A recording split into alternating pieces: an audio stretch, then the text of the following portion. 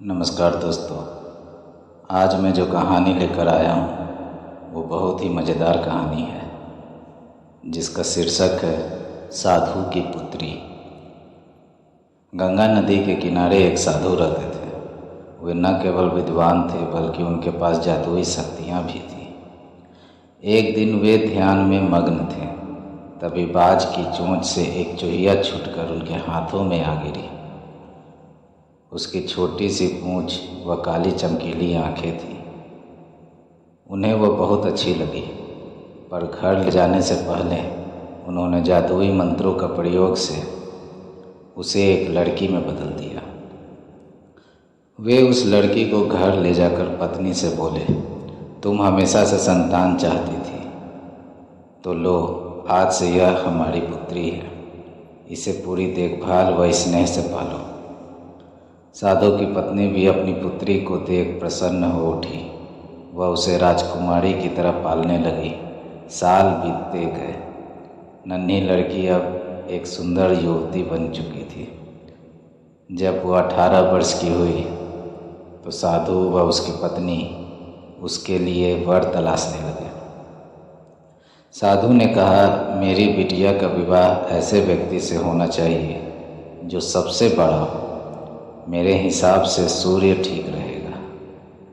पत्नी ने भी हामी भरी। उन्होंने जादुई मंत्रों का प्रयोग से सूर्य को नीचे बुला लिया। उन्होंने उसे अपनी पुत्री से विवाह करने को कहा, पर पुत्री ने पहले ही ना कर दी। वह बोली, पिताजी, यह तो बहुत गर्म है। मैं उससे विवाह करूंगी जो इससे भी बेहतर हो। साधु निराश हो गए।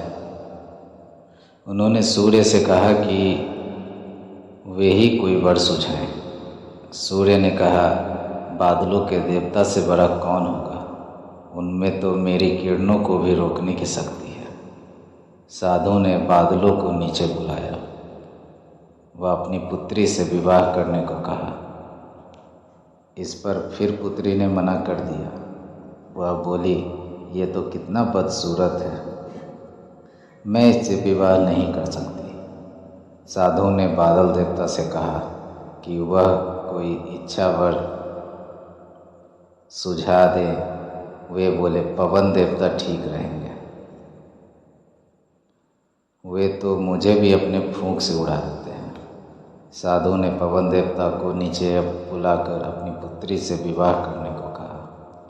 पुत्री ने फिर इनकार कर दिया। वे बोली, मैं इससे शादी नहीं करूँगी। ये तो कहीं टिकते नहीं, हमेशा यहाँ वहाँ भागते रहते हैं। साधु ने पवन देव से पूछा, क्या मेरी पुत्री के लिए ऐसा वर हो सकता है जो आपसे भी बेहतर हो?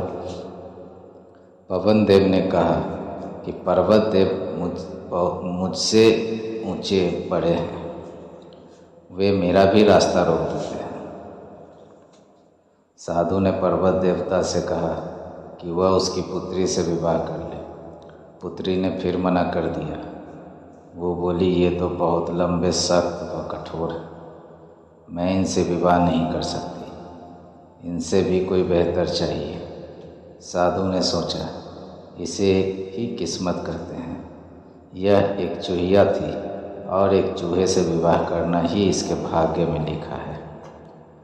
उन्होंने जादुई मंत्रों के प्रभाव से पुत्री को फिर से चूहिया बना दिया।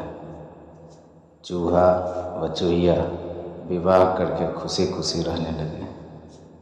यह कहानी हमें सिखाती है कि कोई भी अपने मूल स्वभाव को नहीं बदल सकता है। धन्यवाद।